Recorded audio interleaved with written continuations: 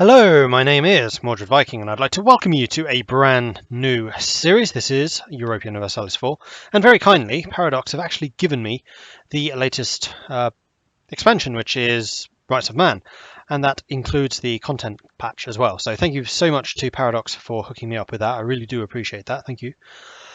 So, what are we going to play as? Well, I think just like everyone and their dog right now, we're going to be playing as Prussia, starting out as Brandenburg, building up Prussia, and then basically going to kick some ass. Prussia is known for being a very, very militaristic state. In fact, there is a lovely little saying about them, which is that most states have an army, but Prussia is an army with a state. And basically what that means is most states function on multiple levels and then they have an army as part of that. Well, with Prussia, it seems to be that the army controlled and dominated everything, and that is why it was so powerful for them. Like, all of their institutions revolved around the military. So that is what we're going to do. However, because so many other people are going to be playing as Prussia, I wanted to do something a little bit different to make it a little bit more unique. So the first thing is we are going to be playing with a random new world. The second thing, where's the options? There they are. It's been a while since I played this, except as Norway, and hopefully this goes a little bit better. So we're going to be playing on hard. We're not going to use lucky nations because I just don't like them. We are going to use all of this stuff. Yep, that's all good. And then fantasy new world. There we go. We're going to be playing with a frequent fantasy random new world because I don't think we've ever seen high natives appearing over there. And I'd kind of like to see Vinland appear as well. So we have lots of weird stuff happening in the new world. And we are going to be playing with a random new world generated as well, because this latest update has also come with more tiles and things for the new world. So it should look better rather than some of the really, really weird and odd things that we have had in the past. So we're just going to wait for this to generate out. In fact, no, I'll pause the recording and then we'll come back after. Okay, so that is the generation done there. I did take a little peek in the Terra Incognita just to see how it looks, and it looks fine. I did have to regenerate once or twice more just to make sure it was something like interesting, and it's pretty good. So that is what we'll go with. I'm going to leave it hidden for now though, so it's a bit of a surprise for the rest of you guys. So I think we are ready to hit play. Let me just double check those options. Hard, no lucky nation, frequent. We're not doing custom nation, so I think we are good to go. Marvelous. So what is our plan in this? How are we going to make this a bit different? Well, first of all, as Brandenburg, we're going to try very hard to limit our expansion. Prussia plays a very good high game, and that is what we're going to go for. So instead, we're going to go and try and continue to be a good elector. Why are you not starting? Come on. Let's go. There we go. So Brandenburg is going to be playing an integral part in the Holy Roman Empire. We may even try and become emperor ourselves. I think that'd be kind of interesting. And we're going to try and maintain the empire as it is until we get Prussia, in which case our objectives will change. As Prussia, we're going to try and form Germany. Probably. Maybe not immediately, because I can't like to see Prussia as their ridiculously strong military, basically just kicking ass and taking names. Part of the reason I want to stay so small is because we'll be up against it, and I want to kind of show off just how ridiculously powerful Prussia can be. Oh, what I should also have done, actually, is show you what the hard difficulty means. Oh well, we'll do that next time. So, let's get on with the opening moves. We start off with a nation of 6 states. Newmark is there next to us, and we probably want to go after them fairly soon. Teutons over here. Who has rivaled us? Teutons, Anhalt, and Bohemia. Ooh, the Bohemia rivaling us is a bit of an issue. Although this might mean that Austria likes us. No, not really. And one of the real difficulties of playing on hard is -20, basically -20 diplomatic reputation, which means getting alliances is far, far more difficult now. Unless someone is actually friendly with you and wants that alliance with you. So what we might do is check our opinion meter. Mantua likes us, Ansbach likes us.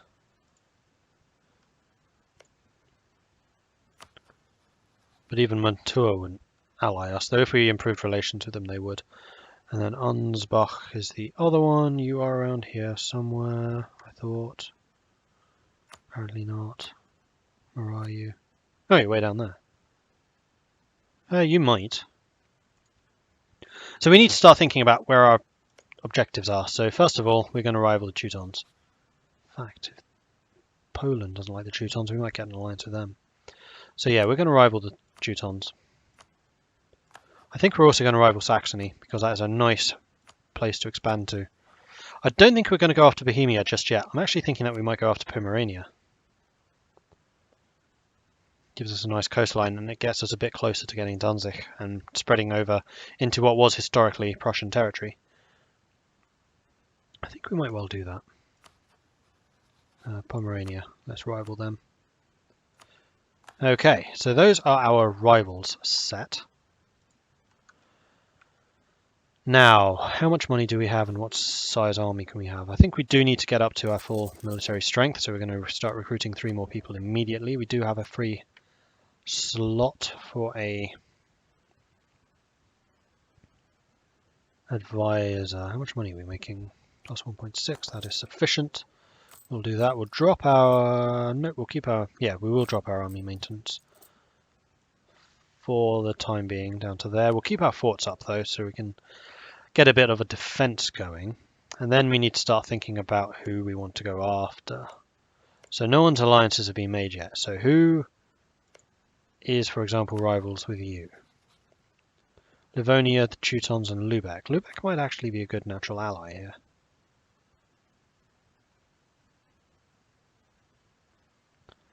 Their naval strength gives them big malice towards us.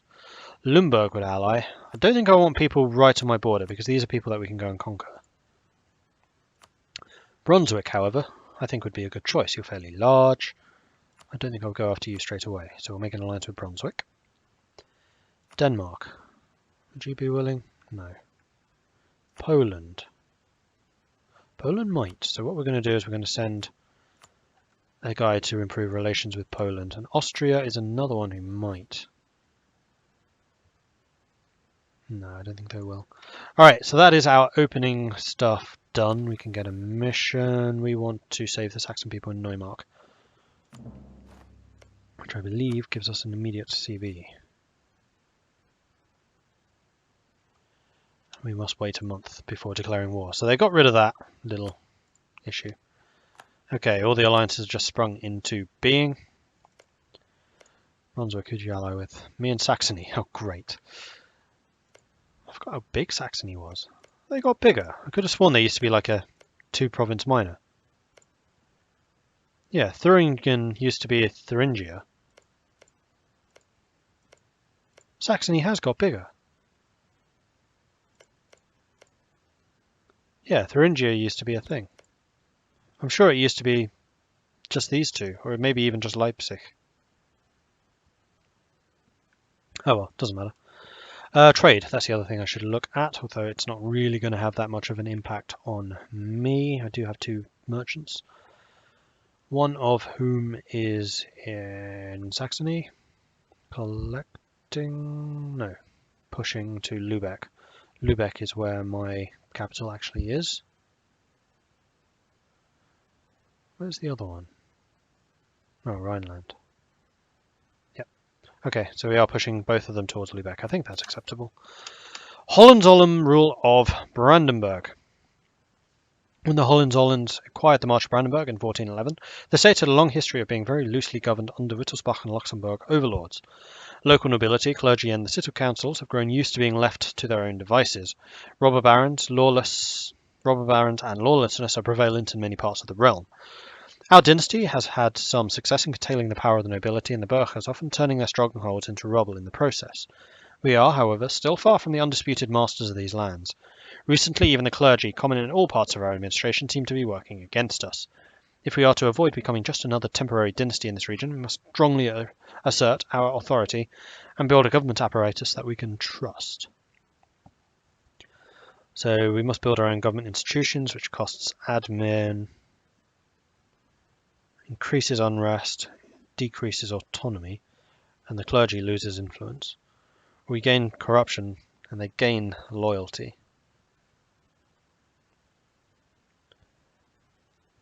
I think this one just sounds like the stronger option, although it does give us the unrest, but unrest isn't really a big, massive problem right now. We will, however, demand support, which loses 20 loyalty on all of them, but I think that's fine.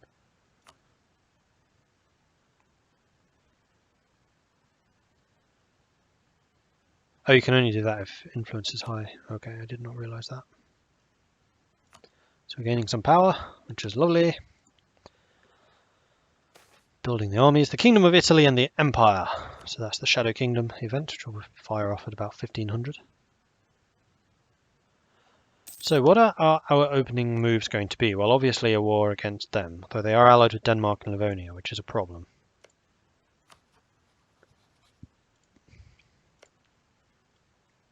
We could also go after Pomerania, which is only allied with Prussia and Mecklenburg, which is tiny. So I think that is what we're going to do. Is we're going to start doing covert operations against Pomerania. Although we could also just start swallowing up some of their little neighbours here. Oh wow, we'll wait. Let's bring you home. Because Limburg has absolutely no allies. And that, for a one province minor, is freaking stupid. So we're going to start building a spy network against you. And we'll go for you. Oh, Magdeburg's in the trade league. That's unfortunate because Lübeck will defend them. And you are allied with Saxony. Royal marriage from Saxe-Lauenburg. You know what? Yes, I will accept that. Because you're next to Lübeck and you can cause some problems. I'll even offer you an alliance. Or you can offer me an alliance and I'll accept it. We'll bring you home for a minute. And we'll send you an alliance offer. And we'll continue improving relations over here. Okay.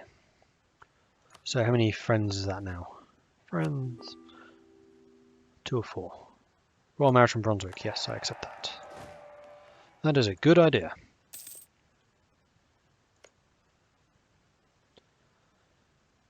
So how much do I need until I can get my claim? I need 20 points. Okie dokie.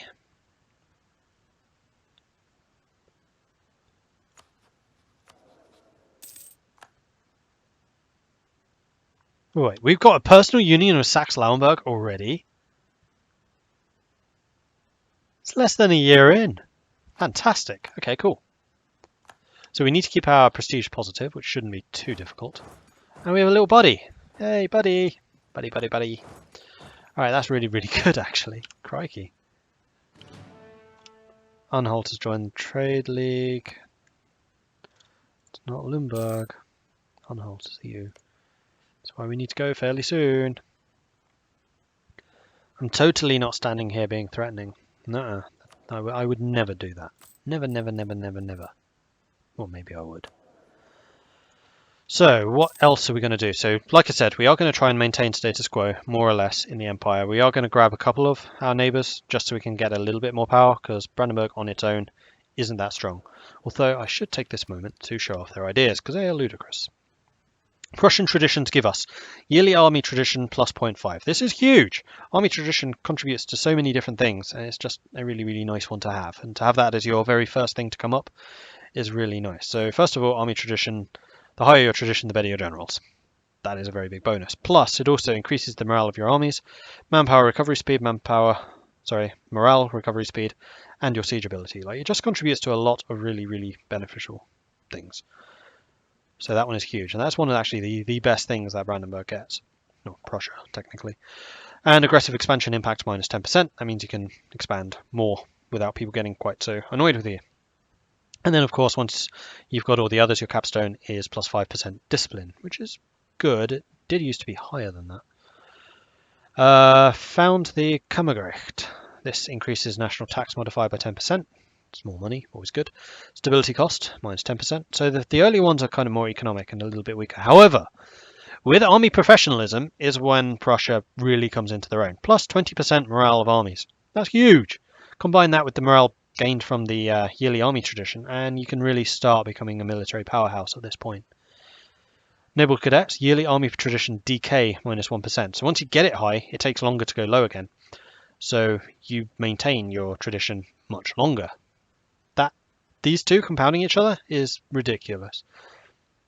Then my personal favourite, the goose step, infantry combat ability plus 20%. So this is basically an equivalent of 20% additional discipline for your infantry. And the benefit of this is rebels do not get that bonus. Rebels do get your discipline bonus, which I know also modifies tactics. Basically, combat ability increases the damage you do by 20% and reduces the damage you take by 20%. But rebels don't get this. Usually one of the worst things about having a ridiculously strong army with loads of discipline is your rebels are ridiculous as well. However, if you go for the combat ability, they are not. So that is actually a big deal. And there is kind of an ongoing debate as to which is better, infantry combat or discipline, but I'm going to say infantry combat. Regimental cantons, national manpower modifier plus 25%. That is very, very strong. Then recruitment time 10%. Yeah. So more manpower, never a bad thing. And then development cost, minus 5%, and tolerance of heretics plus 1%. So that kind of helps when you're trying to convert stuff, in that those who are not yet converted will be less unhappy with you. And then the development cost, always strong. In fact, I think that one's fairly new for them. Another thing that we should check, and there are a couple of updates in the feature that I do need to show off.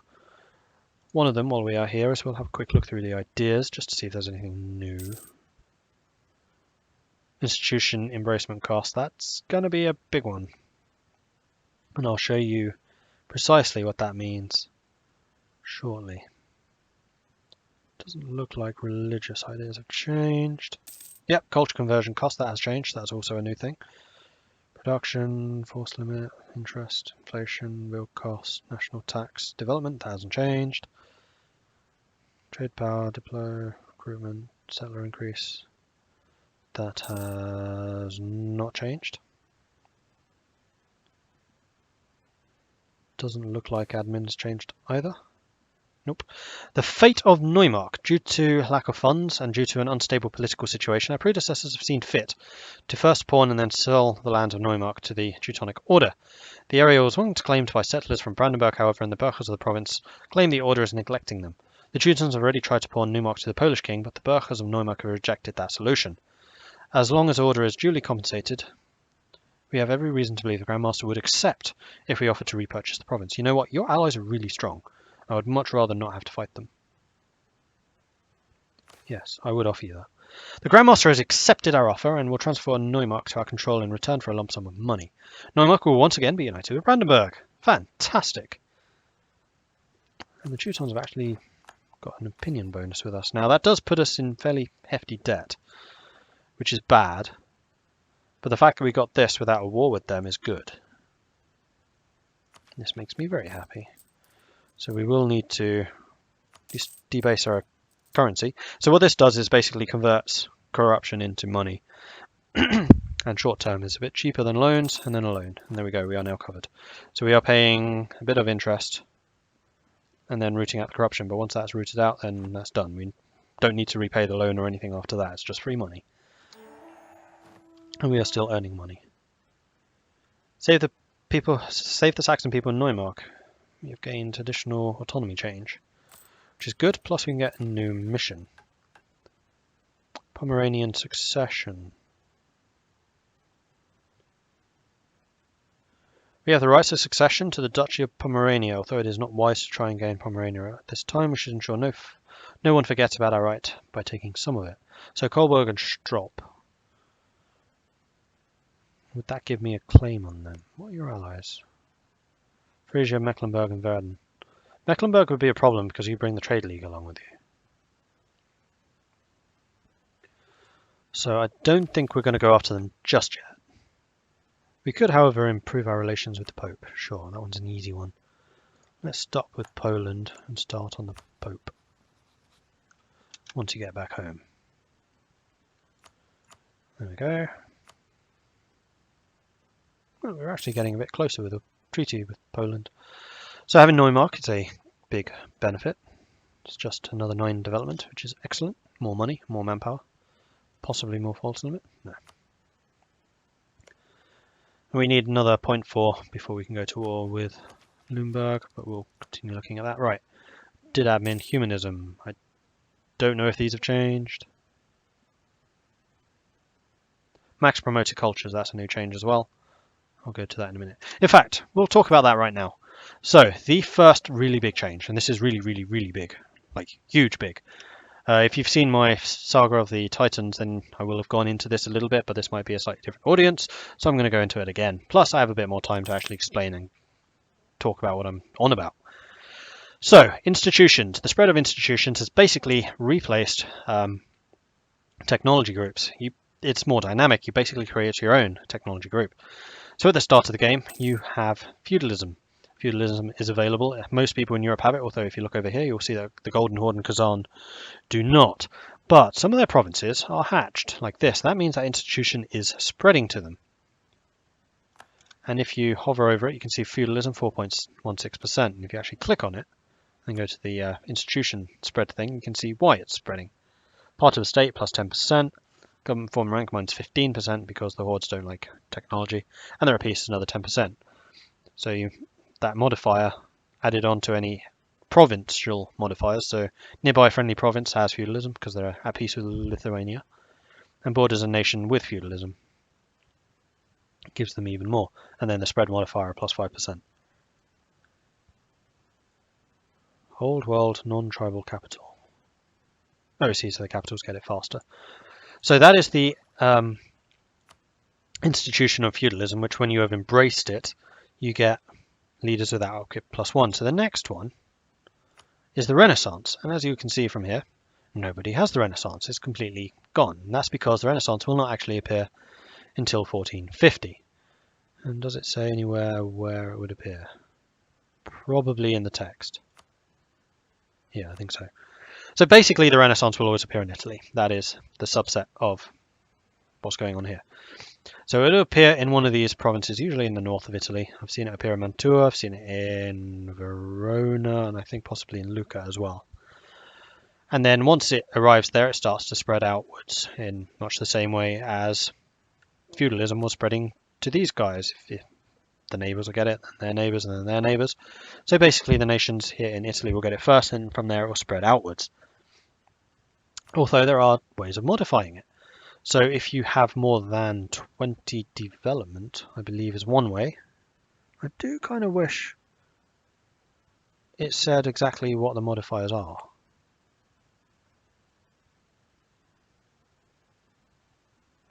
But it doesn't. Oh, my spread's 20%. Nice.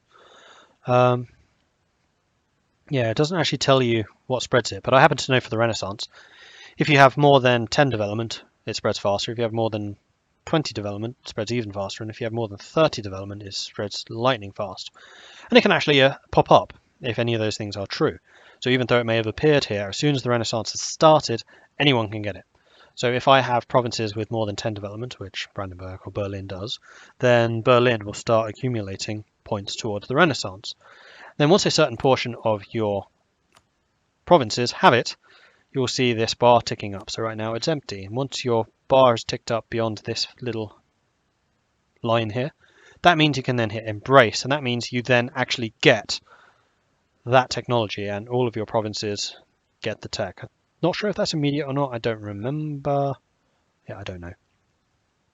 But the less of your provinces that have embraced it already, the more money it will cost. So at the moment, with nothing having embraced it, it would actually cost us 30, 50, 70, 90,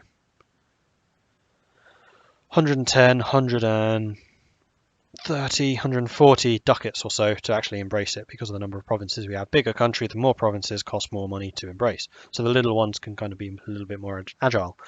So why does it matter if you haven't actually embraced this technology yet? Well, first of all, when you embrace it, you get these bonuses, which for the Renaissance is build cost and development cost. Pretty nice. More importantly, though, for every institution that you are behind the times in, you get a ticking penalty. So these guys over here that have not got feudalism right now will have no penalty. However, after 1 year, they'll have a 1% penalty. After 2 years, they'll have a 2% penalty. After 3 years, they'll have a 4%, 3%, 4%, 5%, etc., ticking all the way up to 50%. I think that's on a yearly basis. It might be monthly. I'm pretty sure it's yearly.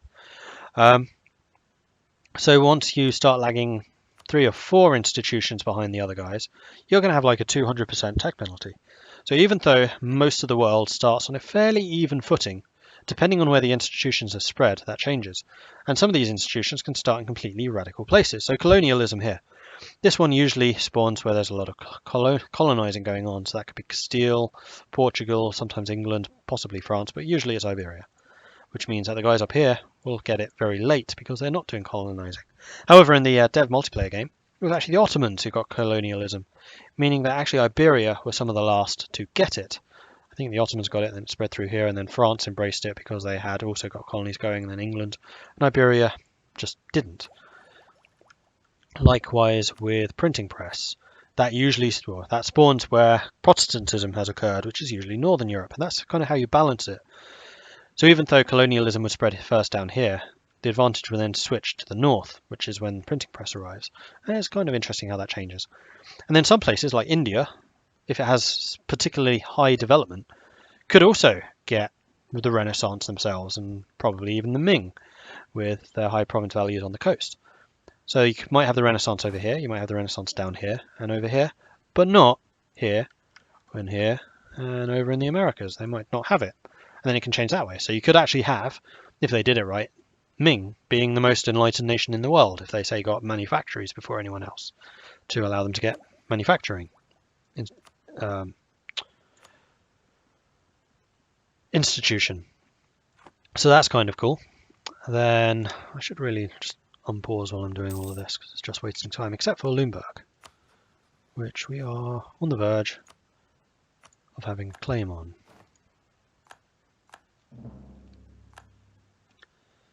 And we should raise our army, move back to Rupin. Family ties. For the past couple of days, we've been entertaining a guest from the royal castle of Saxony, the once home of the Electress. After a full week of hunting, feasting, and gossiping with the family, Catherine's cousin is finally preparing to return to Dresden.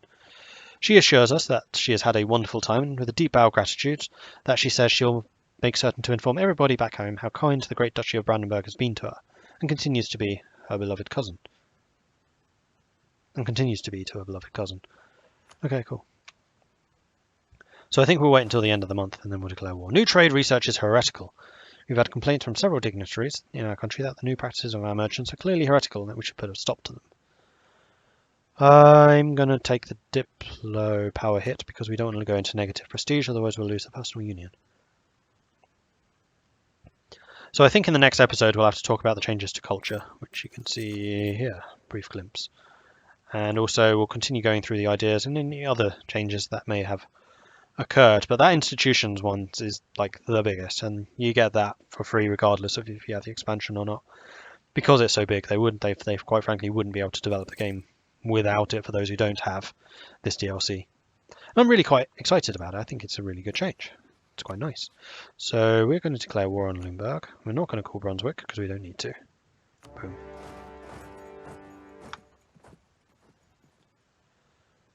And they're going straight into Lauenburg, and we will go over there as well. Now because, and this is another change actually, Lauenburg is a castle, it's the capital.